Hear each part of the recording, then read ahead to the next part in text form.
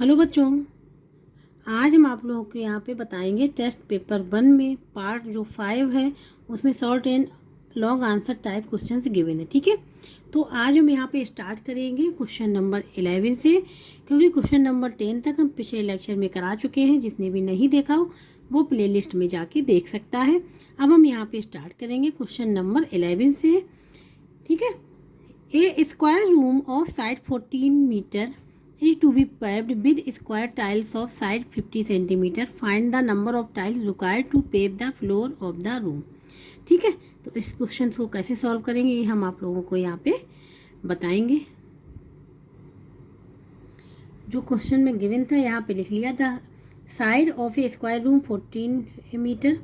ठीक है, side of a square tiles 50 centimetre. ठीक है, तो देखो हमको सबसे पहले यूनिट सेम करनी पड़ेंगी। यहाँ मीटर है, यहाँ सेंटीमीटर, तो क्या करें, इसको हम लोग सेंटीमीटर में चेंज कर लें। ठीक है, तो यहाँ पे अब लिखेंगे side of a square room equal to 14 multiply 100 centimetre. ठीक है, तो ये हो जाएगा 1400 सेंटीमीटर, क्योंकि 1 मीटर इक्वल टू होता है 100 सेंटीमीटर। ठीक है, ये चीज़ तो इसीलिए 14 ये हो जाएगा 1400 सेंटीमीटर। ठीक है, ये निकल के आ गया। अब इसमें पूछा गया है कि कितने टाइल्स रिक्वायर्ड होंगे, तो हम ये लिख लेंगे। ठीक है, let number of tiles required equal to X. हमने सपोज कर लिया कि एक्स टाइल्स रिक्वायर्ड है। ठीक है, तो सबसे पहले हम लोग क्या करेंगे, एरिया ऑफ ए रूम का फाइंड आउट कर लें। ठीक है, तो यहाँ पे अब हम लिखें एरिया ऑफ ए रूम। ठीक है, तो एरिया ऑफ ए रूम है कैसा, स्क्वायर में, तो होता है इस जब एरिया निकालते हैं स्क्वायर का तो होता है साइड मल्टीप्लाई साइड, ये होता है, और यहाँ पे यूनिट का स्क्वायर होता है। क्या होता है, यूनिट का square. Area of a room side क्या है, ये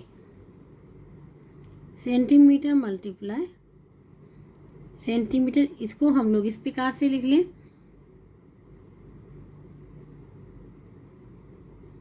सेंटीमीटर का स्क्वायर। ये तो आ गया एरिया ऑफ ए रूम। ठीक है, अब हम निकालें एरिया ऑफ टाइल्स का, निकाल लें। किसका निकाल लें, एरिया ऑफ टाइल्स का।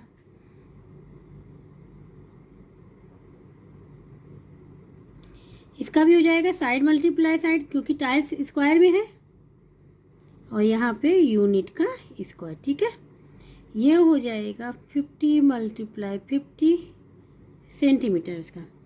ठीक है, ये तो निकल आया 1 टाइल्स का, कितना, 1 टाइल्स का।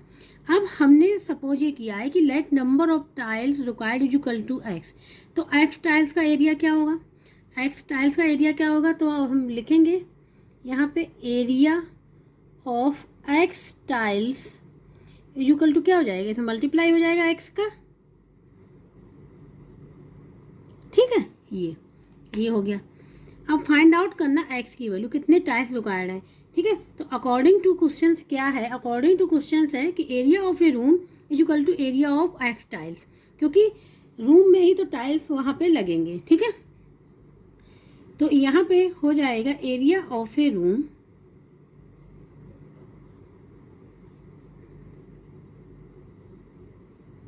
Equal to area of X tiles का एरिया क्या है।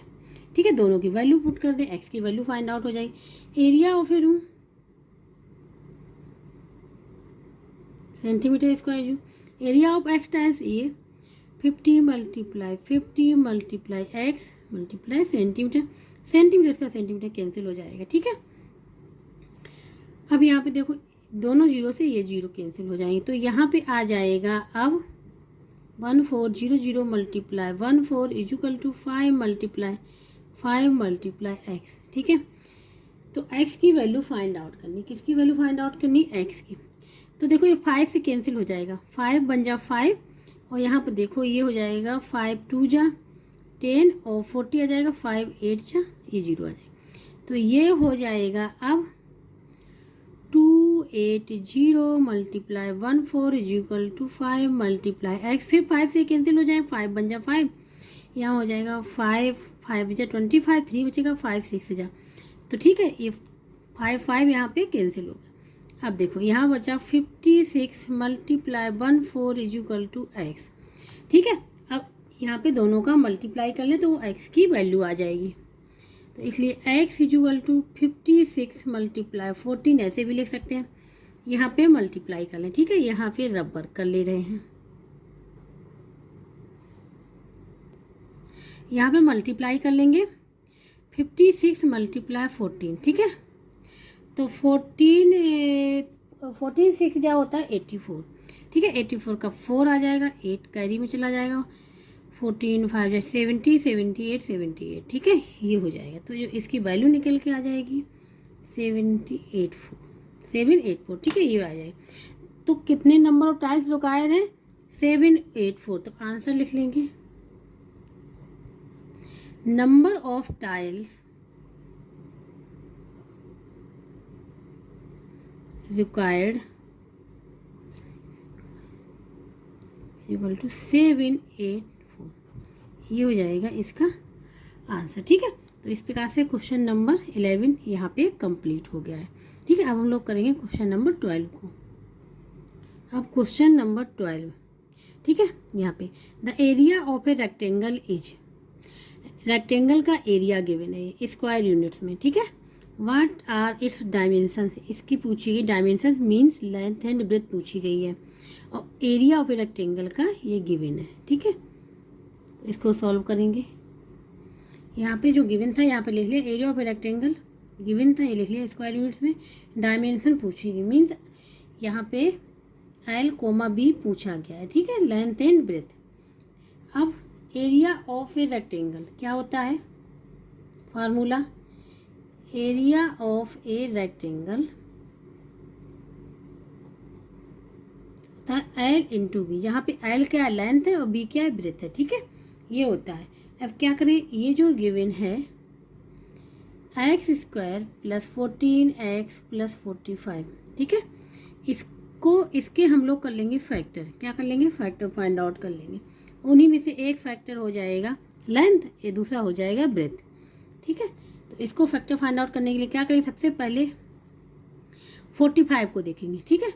45 क्या है हमारा पॉजिटिव में, किसमें पॉजिटिव है, तो 45 के हम फैक्टर निकालेंगे प्राइम फैक्टराइजेशन से, क्या हो जाएंगे, ये हो जाएंगे 3 हो जाएगा, 3 1 जा 3 5 जा, फिर 3 से 5 5, ठीक है ये हो गए 3 3। तो 45 के जो फैक्टर निकल के आए हैं वो आए 3 मल्टीप्लाई 5, ठीक है। तो अब इस फैक्टर से क्या करेंगे, जो निकल के आए इसको ऐसा बनाएंगे, क्योंकि देखो ये जो है जो प्लस का है ना 14x, तो इन फैक्टर्स को ऐसे ऐड करना है जिससे कि हमको प्लस 14 मिल जाए। तो कैसे ऐड करेंगे, इसको और इसको ले ले, इसको ले ले, ठीक है। 3 3 जा 9 और 9 प्लस 5 14, तो इसको लिख लेंगे यहाँ पे x square plus 9x plus 5x plus 45, ये हो गया, ठीक है। देखो 9x प्लस 5 को ऐड करेंगे तो 14x आएगा। अब दो दो के पेयर बना लेंगे, ठीक है ये बना लिए। यहाँ से कॉमन क्या है, इन दोनों में x कॉमन है, x ले लेंगे, यहाँ पे आ जाएगा x प्लस 9।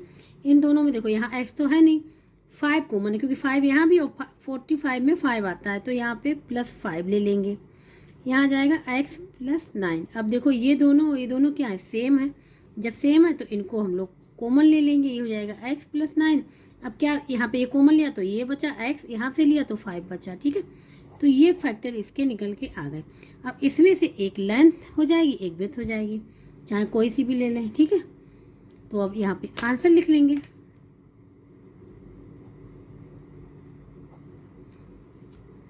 हम सपोज कर ले कि लेंथ क्या हो जाएगी x प्लस 9 और ब्रेथ क्या हो जाएगी x प्लस 5, यही हो जाएंगे, क्या हो जाएंगी डायमेंशंस ऑफ ए रेक्टेंगल की, ठीक है।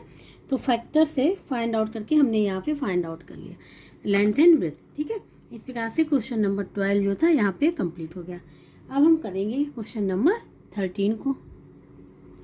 अब यहाँ पे क्वेश्चन नंबर 13, यहाँ पे find the product of 4x minus 2y plus Z, फिर दूसरे पैकेट में 5x minus 5y plus Z, इसका प्रोडक्ट फाइंड आउट करना है, ठीक है। यहाँ पे लिख लिया है, जिसका प्रोडक्ट फाइंड आउट करना है। ठीक है, तो इसमें क्या करेंगे, 1y सबसे पहले 5x वाले टर्म से इस पूरे टर्म को मल्टीप्लाई करेंगे, उसके बाद ये -5y वाले से कर लेंगे, फिर z वाले से कर लेंगे। ठीक है, तो 1y1 करेंगे इसको। तो सबसे पहले यहाँ पे हम कर रहे हैं 5x से। ठीक है, तो हम यहाँ पे ऐसे लिख दे रहे हैं समझने के लिए, 5x यहाँ पे 4x - 2y प्लस z। ठीक है, एक 5x से कर दिया। अब क्या है यहाँ पे माइनस साइन, तो -5y यहाँ पे लिख लेंगे, विद साइन लिखेंगे। अब यहाँ पे फिर लिख लेंगे 4x - 2y प्लस z। ठीक है, अब क्या बचा z, तो यहाँ पे लिख दे रहे। ठीक है, प्लस z यहाँ पे 4x - 2y प्लस z।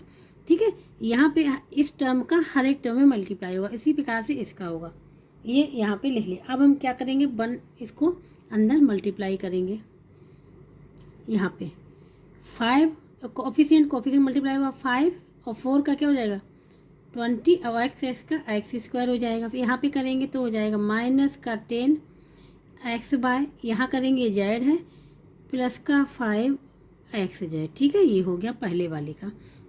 इसका करेंगे, देखो यहाँ माइनस साइन है, तो ब्रैकेट के अंदर जितने के भी हैं, जैसे 3 टर्म है, तो इनके साइन चेंज हो जाएंगे, पॉजिटिव नेगेटिव में हो जाएगा, नेगेटिव पॉजिटिव में हो जाएगा। ठीक है, तो -5 का 4 मल्टीप्लाई करें तो यहाँ आ जाएगा -20x/, माइनस माइनस प्लस हो जाएगा 10y², और ये माइनस से प्लस माइनस का 5yz, ये हो जाएगा। ठीक है, अब यहाँ पे इसको देखो, इसमें हो जाएगा, ये हो जाएगा 4xz या zx, बात एक ही है। यहाँ पे 2y है तो माइनस का 2yz, यहाँ पे प्लस का z²। ठीक है, ये हो गया ओपन करने पे।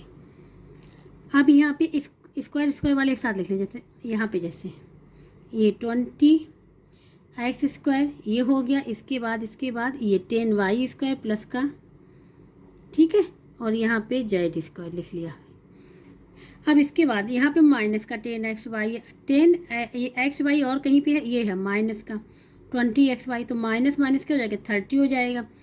xy और कहीं पे है, और कहीं पे ये नहीं है।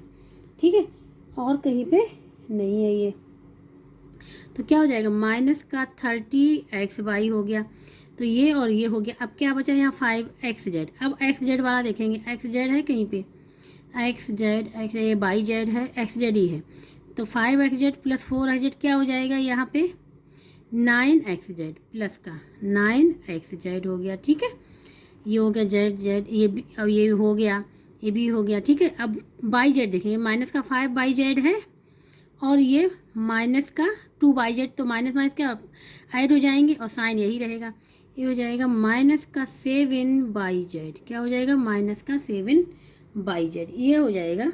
ठीक है, का आंसर। तो इसको अब हम लोग यहाँ पे लिख ले रहे हैं दोबारा करके सही से, ये हो जाएगा 20x² plus 10y² plus z² minus का 30xy, ठीक है, प्लस का 9xz माइनस का 7yz, ये निकल के आएगा इसका आंसर जब मल्टीप्लाई करने में। ठीक है, बस ध्यान ये देना है, साइन का जरूर ध्यान देना। जैसे यहाँ पे माइनस साइन था तो ब्रैकेट के अंदर जितने भी नंबर हैं, जितने भी टर्म है, सॉरी, इसके सबके साइन चेंज हो जाएंगे, पॉजिटिव नेगेटिव हो जाएगा, नेगेटिव क्या हो जाएगा पॉजिटिव हो जाएगा। ठीक है, और उसके बाद मल्टीप्लाई करते जाना ध्यान से।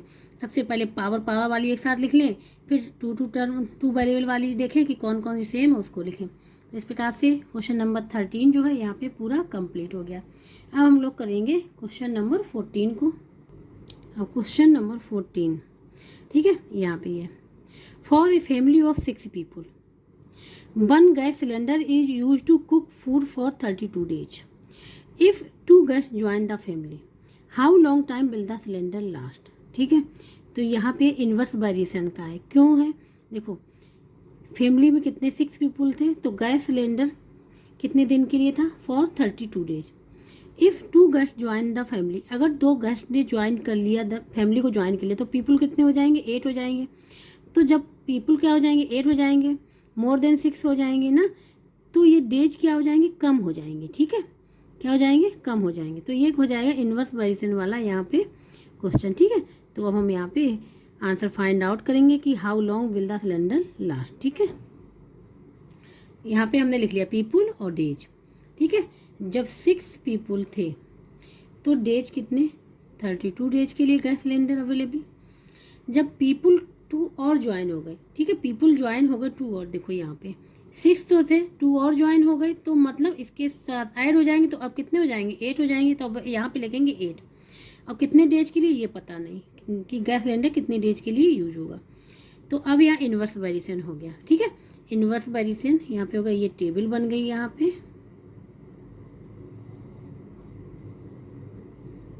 ये टेबल। तो इन्वर्स वेरिएशन के लिए फार्मूला होता है x1 upon x2 is equal two by 2 upon by 1। बस यहाँ बाई 2 अपॉन बाई 1 हो जाता है। ठीक है, अब ये ये होते x1 x2, ये होते by 1 by 2, x1 x2 by 1 by 2। ठीक है, अब यहाँ पे वैल्यू रख देंगे। x1 क्या है 6, x2 क्या है 8, बाई 2 क्या है x। ठीक है, जिसकी वैल्यू फाइंड आउट करनी होती है उसको ऊपर लिखते हैं, तो x अपॉन 32। ठीक है, डायरेक्ट कर दीजिए, कैंसिल हो जाएगा, 8 बन जाए 8, 8 4 जा। ठीक है, क्रॉस मल्टीप्लिकेशन कर लेंगे तो x इज इक्वल टू हो जाएगा 6 मल्टीप्लाई 4, क्या हो जाएगा 6 मल्टीप्लाई 4, क्या आ जाएगा ये 24 डेज। तो अब जो गैस सिलेंडर चलेगा कितने दिन के लिए, 24 डेज के लिए। ठीक है, तो ये हो जाएगा इसका answer.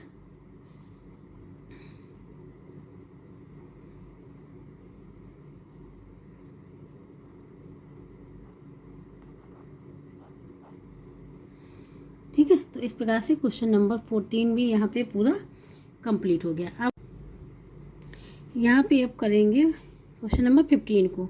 A seller marks some goods 20% above the cost price, he then sells them at a discount of 20%।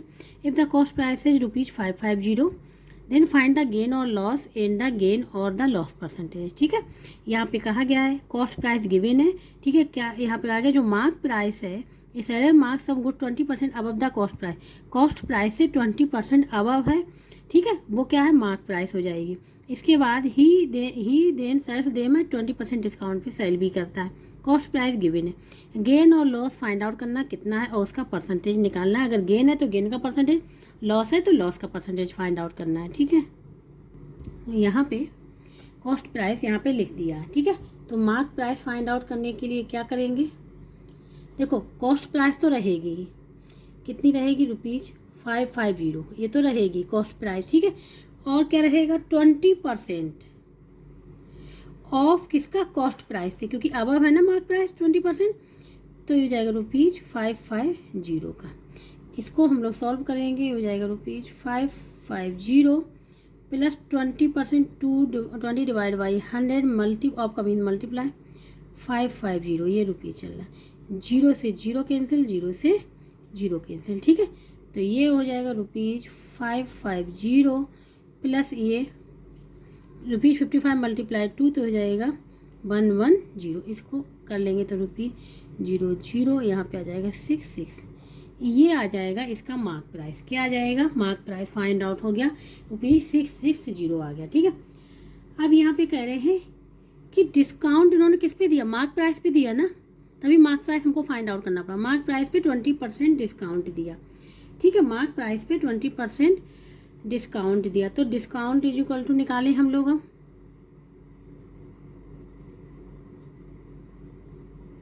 20% of किसका, मार्क प्राइस का। ठीक है, ये हो गया, तो ये हो जाएगा 20 डिवाइड बाई 100 मल्टीप्लाई 660, ये रुपीज़ लिखा हो, 0 से 0 कैंसिल, 0 से 0 कैंसिल।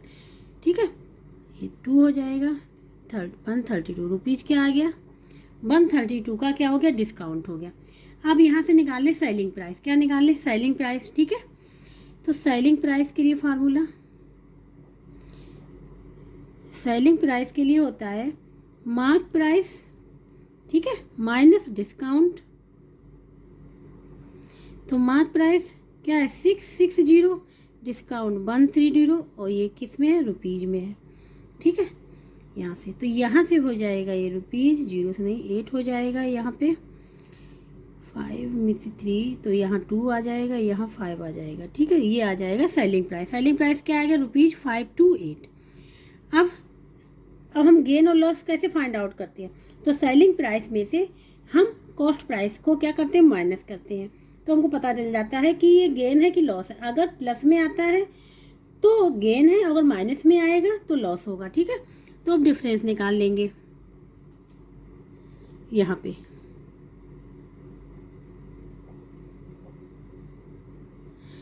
सब अभी हम नहीं ले सकते कि गेन है कि लॉस, तो डिफरेंस निकालेंगे किसका, selling price minus cost price. ठीक है, selling price minus cost price का, तो सेलिंग प्राइस कितना है ₹528 माइनस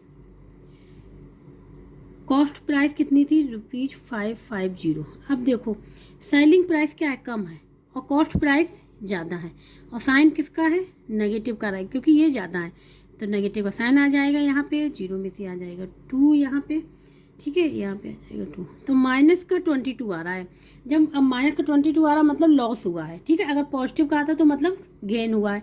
तो यहाँ पे क्या हुआ है, तो यहाँ पे जो है क्या हुआ है, लॉस हुआ है। ठीक है, तो लॉस कितना हुआ है, -22 लॉस हुआ है यहाँ पे।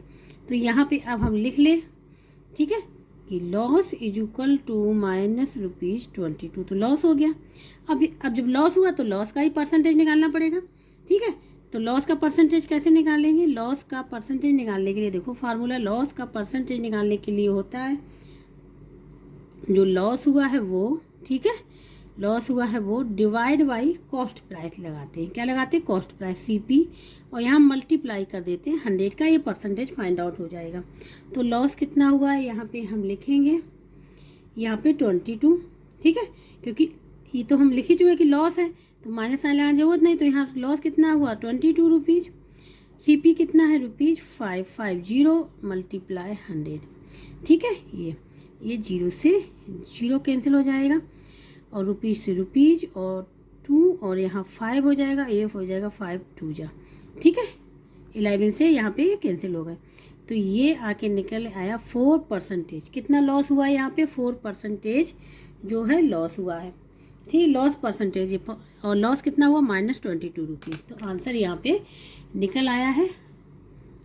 तो ये हो जाएगा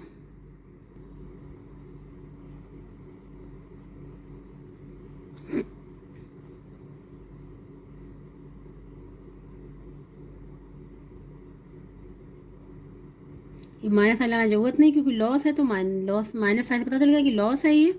ठीक है, और परसेंटेज क्या हो जाएगी इसकी, लॉस की 4%। ठीक है, 4%, तो ये हो जाएगा, क्या हो जाएंगे, आंसर हो जाएंगे क्वेश्चन नंबर 15। अब हम लोग करेंगे क्वेश्चन नंबर 16 को। अब यहाँ पे करेंगे क्वेश्चन नंबर 16, जिसमें है Dheeraj buys a bicycle marks at ₹2500. He gets a discount of 10% if the sales tax is 10%. Find the amount he pays for the bicycle. ठीक है, मार्क प्राइस गिवन है, मार्क प्राइस पे डिस्काउंट गिवन है 10%। ठीक है, और सेल टैक्स कितना है 10%। तो अब इस क्वेश्चन को यहाँ पे हम सॉल्व करेंगे। यहाँ पे हमने लिख लिया mark price of a bicycle is equal to ₹2500। अब क्या, 10% discount on MP, 10%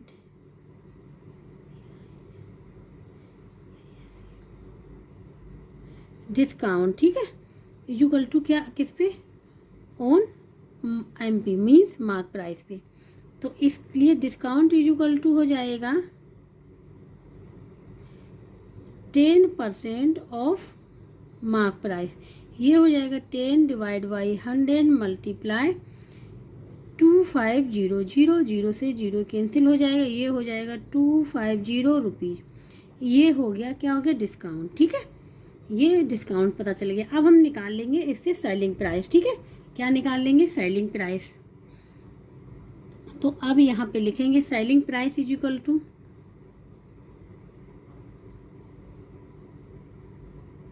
mark price means MP, shortcut में लिख दिया डिस्काउंट, तो इससे निकल आएगी सेलिंग प्राइस। ये दे रखा है मार्क प्राइस 2500 माइनस ये 5 बना हुआ। ठीक है, और डिस्काउंट निकल गया ₹250, ये भी क्या है, रुपीज़ में है, तो ये हो जाएगा रुपीज़, 0 से 0, 10 में से 5, यहाँ 2 रहेगा 2, ये निकल के आएगा। ठीक है, सेलिंग प्राइस यहाँ पे आ गई है।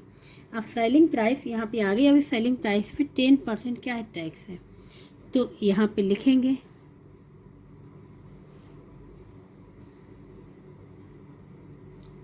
Sales tax is equal to 10% of किसका, सेलिंग प्राइस का। ठीक है, ये हो जाएगा 10 divide by 100 multiply selling price ₹2250, ये निकल के आ जाएगा। 0 से 0 कैंसिल, 0 से 0 कैंसिल, तो ये आ जाएगा ₹225, ये निकल के आ गया सेल टैक्स। ठीक है, क्या निकल के आ गया, सेल टैक्स निकल के आ गया। अब देखो इसमें करना क्या है। अब वहाँ पूछा है कितना अमाउंट पे करना पड़ेगा फॉर बाइसिकल के लिए, तो टोटल अमाउंट क्या होगा जो पे करना पड़ेगा, वो हो जाएगा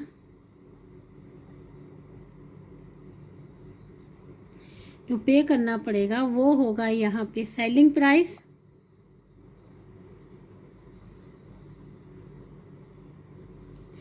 प्लस क्या हो जाएगा, सेल टैक्स। ठीक है, इन दोनों को ऐड कर देंगे तो ₹2250 प्लस ₹225, इन दोनों को कर देंगे ऐड।